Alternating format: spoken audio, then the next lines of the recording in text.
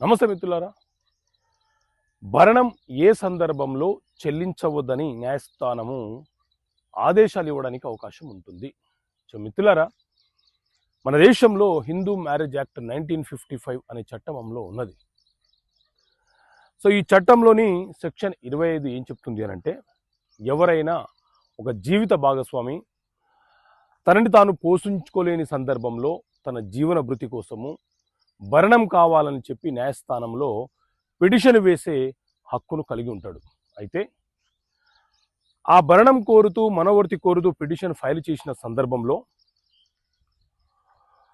ఎవరైతే భరణం కోరుతూ న్యాయస్థానంలో కేసు వేశారో ఆ వ్యక్తి యొక్క జీవన స్థితిగతులు, ఆ వ్యక్తి యొక్క ఆదాయము, వీటినన్నింటినీ పరిగణంలోకి తీసుకొని ఎంత భరణం చెల్లించాలి అనేది న్యాయస్థానము ఏకకాల పద్ధతిలో చెల్లించాలా లేకపోతే వాయిదాల పద్ధతిలో చెల్లించాలా అనే అంశాన్ని కూడా నిర్ణయిస్తుంది.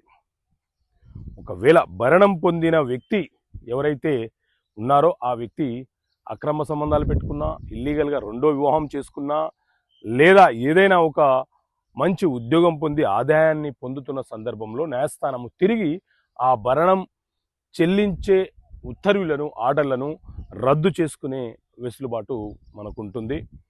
సో ఇలాంటి సందర్భం వస్తే భరణం మాత్రం రద్దయిపోతుంది. ఓకే మిత్రులారా, థ్యాంక్ యూ. జై హింద్.